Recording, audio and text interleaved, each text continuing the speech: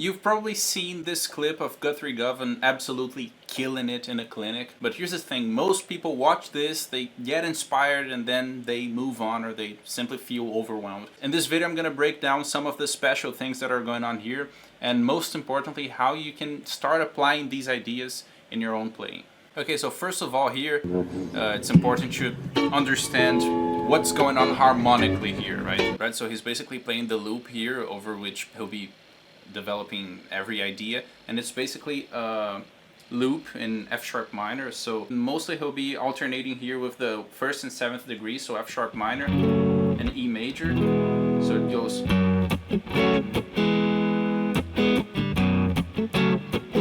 but he uses the voicing here,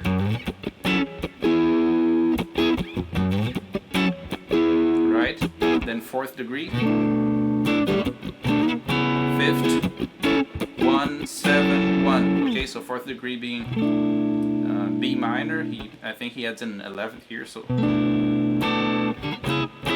then C sharp minor 7 here. 1, 7, 1, right? And then it'll go to flat 6, flat 7, then flat 6 major 7, flat 7, 4th minor 7.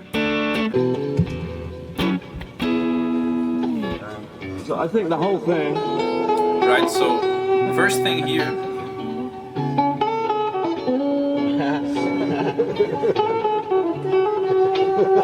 So he's citing, and it's basically almost a joke what he's doing here, he's citing a saxophone melody, right?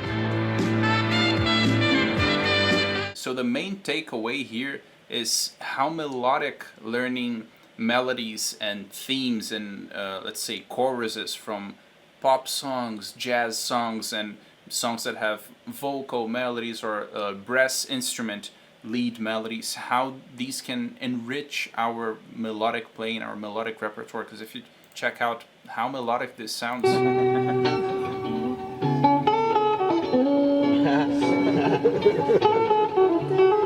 so he's using the F sharp natural minor scale to play this melody, so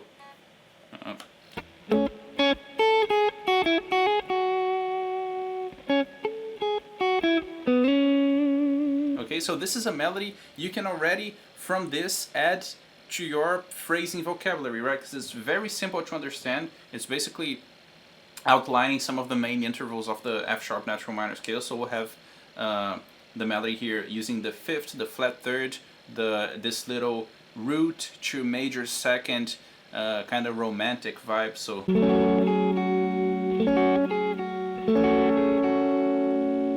5th, flat 3rd, major 2nd, root, flat 7, 1 2 1, and then the variation goes to the 5th. It's a very cool melody, so we can start implementing this concept straight away.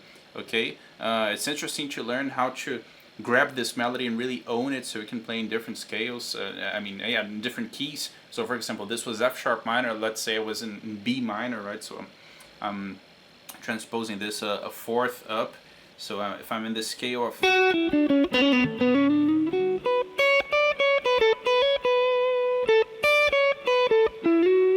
important to know how to find this melody and have this fluency of transposing things around. So it's important to get this melody, work with it a little bit to get fluent. So let's say another key, for example, D minor. So I know it starts from the 5th, right? So I'll start the melody from A. So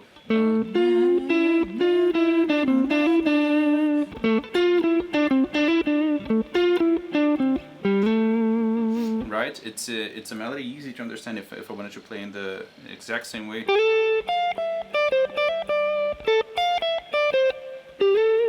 So let's start applying this idea and playing around with that a little bit, having some fun, and see how we can start integrating this concept into our playing.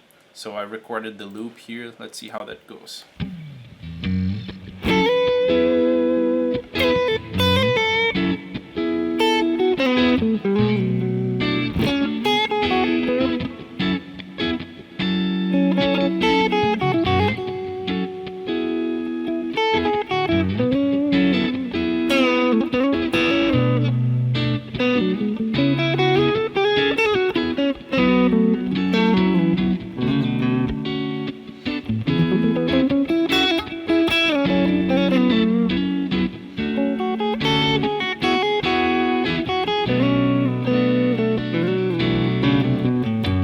so let's keep going.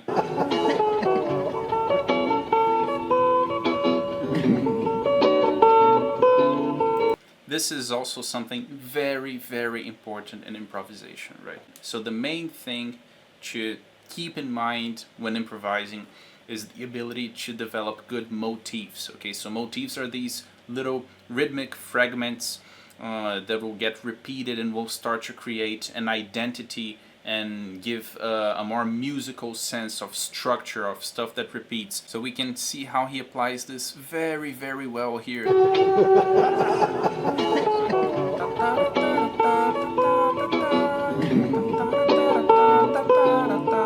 Right, it's a rhythmic idea. So let's apply this motif as well, because it's a very good one. So this is the motif.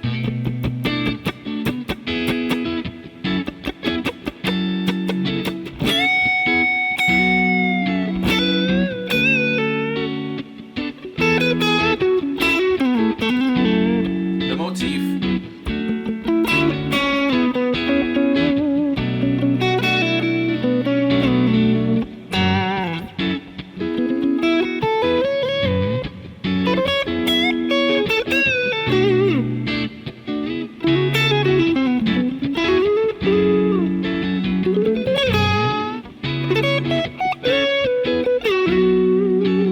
Motif.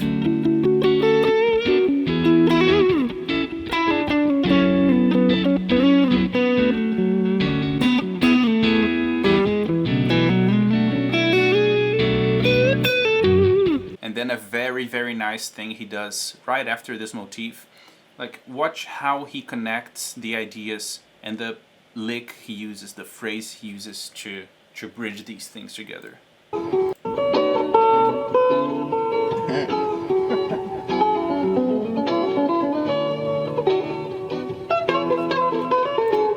So perfect, so perfect. So let's get this idea. This hits so hard. This. So basically what he's doing here with the... He's using superimposition inside the minor scale. So inside the minor scale we have multiple chords, right, that are generated by the intervals of this scale. And the 5th degree is one of those chords, and it's a minor chord. In this case it's the C sharp minor. So he uses the C sharp minor triad here. So, right, he moves down this triad, so 5th, 3rd root, and then he connects with the F sharp natural minor scale, right? So root and 4th, and then a major 2nd flat 3rd, and then there's another superimposition here. The superimposition from the flat 3rd degree major, which is an A minor in this case, so A, C sharp, and E. So, and then the rest is pretty much just F sharp minor scale. This is pentatonic here, and then he throws in a 6th here. Okay, the flat 6th. So.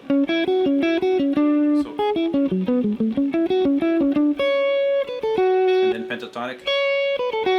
So this is an amazing idea that we can apply anywhere. Okay, so let's pull this out of the context. Let's throw this, let's say in the key of A minor, for example, and see here.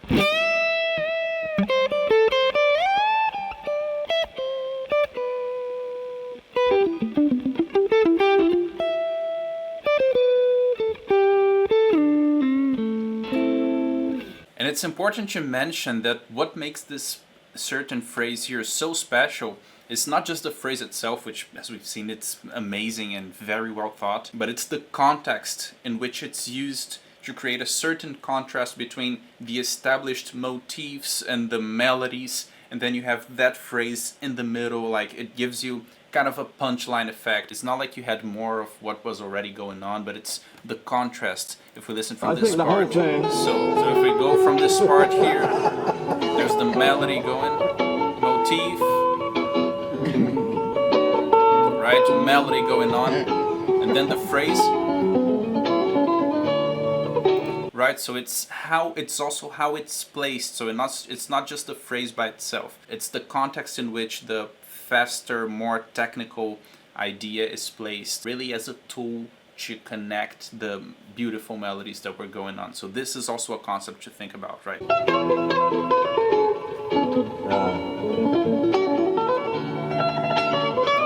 And then right after here we have the other essential elements. So when we talk about improvisation, we have motifs, we have patterns, and we have licks. So we saw a great motif, we saw a great lick, and this is now a great pattern. So let's see what he was doing here. So the pattern is basically moving 4 notes ahead and then starting from the second note of that initial 4 notes. And he's basically playing inside the F sharp minor scale.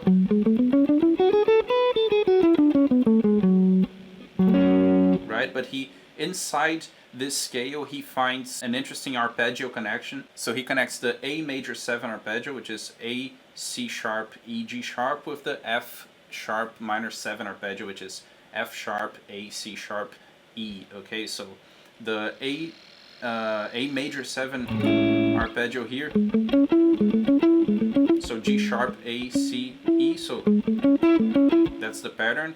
1, 2, 3, 4, 2, 3, 4, and then connecting with the F sharp minor 7 arpeggio here, playing here the 7th, root, and 3rd, and then connecting with the natural minor scale, so 3rd, 4th, 5th. Okay, so that's the idea. Let's apply the concept a little bit.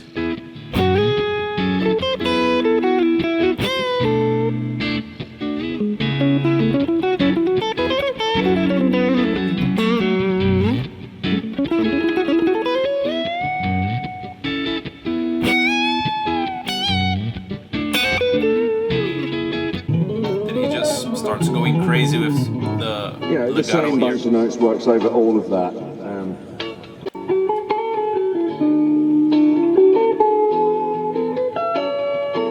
Again, we can keep spotting some very nice motifs. So check out how those are rhythmic structures that get repeated.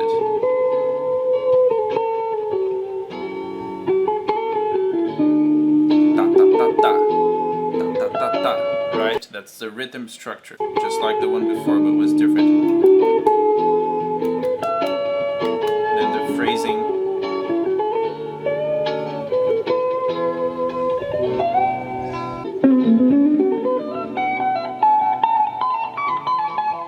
Or I can maybe be more chromatic, add some more. This is very interesting because now he's applying the chromaticism concept, and basically this tool is something that will enable us to move in any direction. We can move up, down, left, right, diagonal, in any of the directions, and we can chromaticize stuff. And here he will start doing it in an exaggerated manner because it's a lesson, so he's basically he wants to show the whole thing, how this can affect the sound.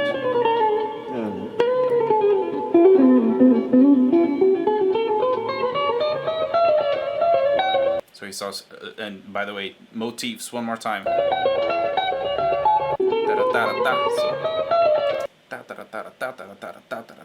Rhythmic idea repeating.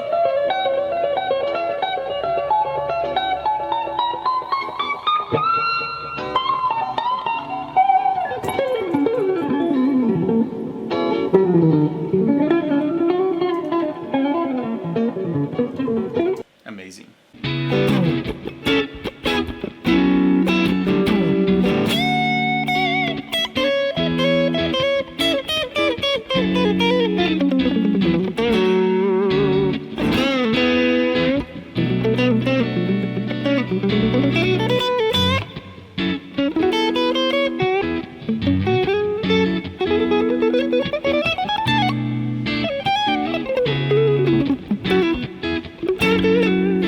Okay, so I was making a checklist here for a quick revision. So first topic was to learn from the dynamics and the construction of these melodies that come from these basically very melodic instruments. So instruments that don't play chords, instruments that basically their whole existence revolve around melodies. So they are very good at being melodic, definitely getting those melodies and bringing to the guitar to develop our phrasing and be more conscious of the intervals and combining these ideas like he did very well in the video. Next, motifs as well. So if you get the melodies, you insert these motifs into the melodies and you use the motifs around the melodies as well. So this will make your playing sound much more musical. Then we had a lick mixing a 5th degree triad with the 3rd degree triad and the minor scale, so connecting everything.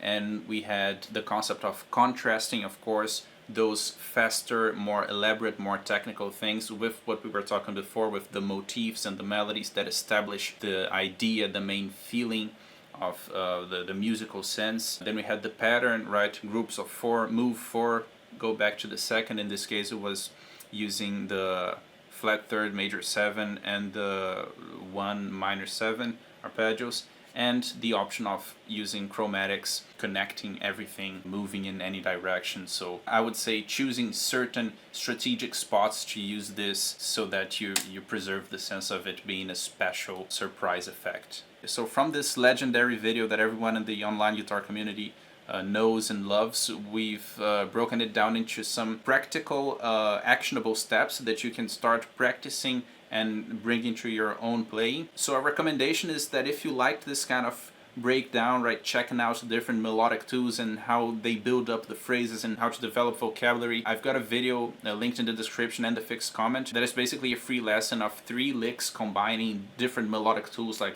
arpeggios and scales. And so you can learn them, you can steal them, and you can start applying the exact concepts that we're talking about today. It's the first link in the description, and it's also in the fixed comment. So make sure to check it out. And if you like this video, of course, hit the like button, share, and I hope to see you here in this channel for the next one.